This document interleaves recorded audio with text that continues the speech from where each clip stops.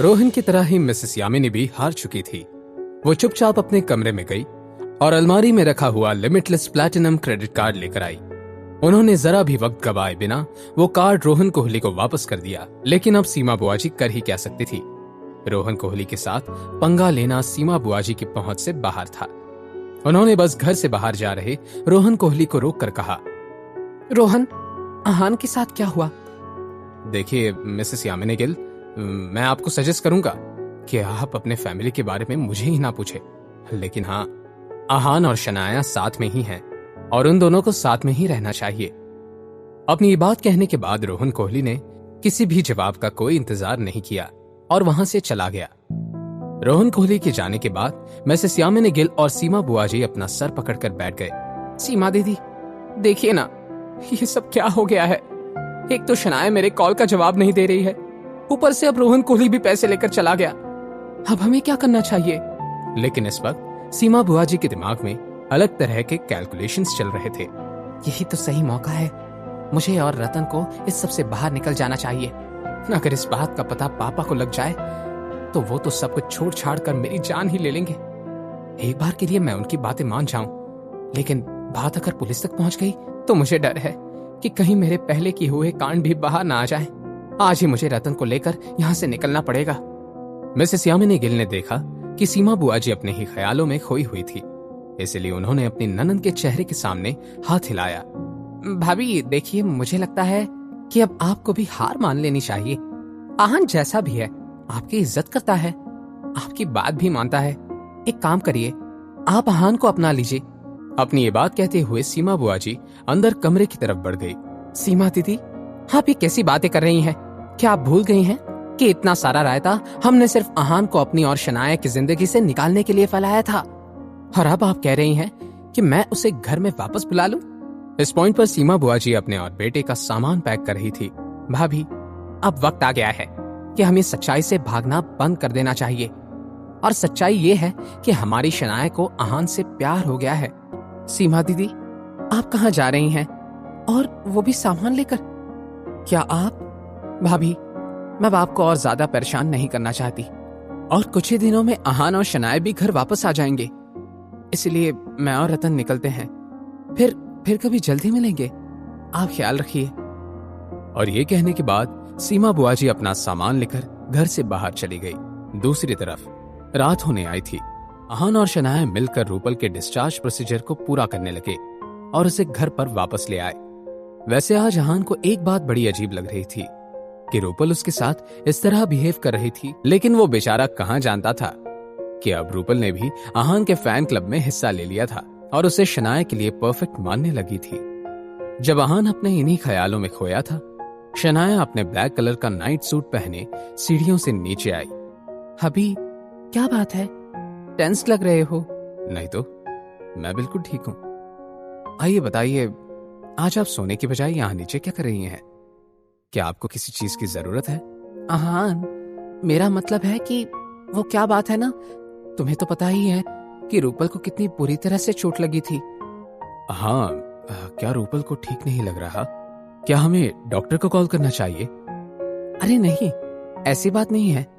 वो क्योंकि मुझे डर लग रहा था कि मेरी वजह से रूपल की नींद डिस्टर्ब ना हो जाए, मैंने उससे कहा कि आज रात से मैं तुम्हारे साथ सोऊंगी। क्या ये ठीक रहेगा? हाँ, बिल्कुल ठीक है।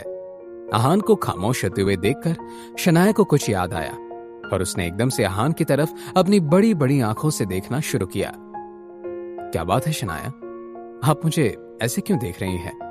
क्या कुछ हुआ है? अभी मुझे तुमसे कुछ चाहिए, तुम मना तो नहीं करोगे ना? आहान, वो आज रात से, क्या ये ठीक रहेगा? इतनी घुमा फिरा कर बात करने के बाद आहान समझ गया कि उसकी वाइफ किस तरह का इशारा कर रही थी।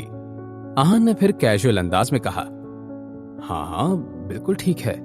आहान ने देखा कि उसकी वाइफ की आंखें किसी छोटे बच्चे की तरह हो गई थी। क्या बात है शनाया, आप मुझे ऐसे क्यों देख रही हैं? क्या कुछ हुआ है? अभी मुझे तुमसे कुछ चाहिए, तुम मना तो नहीं करोगे ना? हाँ कहिए शनाया, क्या बात है? आप मुझसे क्या चाहती हैं? आपकी विश पूरी करने की मैं पूरी कोशिश करूंगा। अभी वो मैं कहीं जाना चाहती हूँ। मैं मनाली जाना चाहती हूँ नेक्स्ट वीक। शनाया, अगर आप जाना चाहती हैं तो आपको मुझसे पूछने की कोई जरूरत नहीं है। आपको कब जाना है ये बता दीजिएगा, मैं आपके लिए टैक्सी बुक करके दूंगा। अभी वो अगले हफ्ते मनाली में मेरा स्कूल रियूनियन है। मेरे सारे पुराने दोस्त क्लासमेट्स वहां होंगे, इसलिए मैं और रूपल साथ में मनाली जा रहे हैं। अरे वाह, ये तो अच्छी बात है। आहान की बात सुनने के बाद एक बार फिर से शनाया के चेहरे का रंग फीका पड़ गया। शनाया, अब क्या बात है? क्या मैंने कुछ गलत कहा है? अभी तुम इस तरह क्यों बिहेव कर रहे हो? तुम्हें मुझसे ये पूछना चाहिए कि बेबी मैं भी तुम्हारे साथ आ सकता हूँ, बजाय इसके कि मेरे साथ मनाली आओ। तुम हो के मुझे अकेले जाने के लिए कह रहे हो। शनाया, क्या आप सच में चाहती हैं कि मैं आपके साथ आपके स्कूल रियूनियन पर आऊं? शनाया ने बिना कुछ कहे बस हाँ में सर हिला दिया। आहान को आज एक अलग ही तरह की खुशी महसूस हो रही थी। ठीक है, फिर मैं कल ही अगले हफ्ते की छुट्टियों के लिए अप्लाई कर देता हूं। आहान ने फिर शनाया से इंटेंस होकर कहा, बेबी मैं भी आपसे कुछ मांगना चाहता हूं। हाँ, क्या आप मेरी विश को पूरी कर सकती हैं? कहो अभी, क्या बात है? बेबी, मैं चाहता हूं कि आगे से आप मुझसे अपने दिल की बात कहने में हिचकिचाना बंद कर दें। आप जो चाहें मुझे कह सकती हैं, क्योंकि मैं चाहता हूं कि मेरे सामने आप अपनी सारी परेशानियां, खुशियां, डाउट्स, इनसिक्योरिटीज सब कुछ बिना डरे कह सकें। सो अब से नो सीक्रेट्स, ओके? ओके हबी, प्रॉमिस, अब से नो सीक्रेट्स। एकदम से शनाया को कुछ याद आया। उसने अपने हबी के हैंडसम चेहरे को निहारते हुए मन ही मन में कहा, मैं आज अपने हबी को वो 3 मैजिकल शब्द कह दूंगी। मगर आहान और शनाया ने अलग ही 3 शब्द सुने। अबे दरवाजा खोल! इस डिस्टर्बेंस से आहान और शनाया दंग रह गए। रात के इस समय कोई रूपल के घर दरवाजे पर इस तरह की बातें कहकर कैसे चिल्ला सकता था? आप यहीं रुकिए, मैं देख कर आता हूं। आहान ने जाकर दरवाजा खोला तो बाहर कुछ गुंडे खड़े थे। तुम सब कौन हो और इतनी देर रात को यहां क्या कर रहे हो? बजाय इसके वो सारे गुंडे आहान से सवाल का जवाब देते, उन्होंने अपने हाथ में पकड़ी हॉकी स्टिक की तरफ इशारा करते हुए आहान से कहा, चल बे निकल, हम लोगों को तेरे से कोई बात नहीं करनी है। जाकर रूपल गुप्ता को बुला कर ला, हम सबको उसी से काम है। तुम सब कौन हो और तुम्हें यहां पर किसने भेजा है? आहान का सवाल सुनकर गुंडे इरिटेट हो गए। आहान के सामने इस वक्त 4 गुंडे खड़े थे और वो इस पॉइंट पर चिढ़कर आहान की तरफ देख रहे थे। उन सब ने गुस्से भरी निगाहों से आहान की तरफ फिर से देखा और उन सब में से एक ने आगे आकर आहान का कॉलर पकड़ लिया। तू ज्यादा मच क्यों कर रहे रे?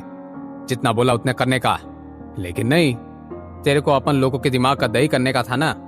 रुक, तेरे को अभी मजा चखाता है, रुक।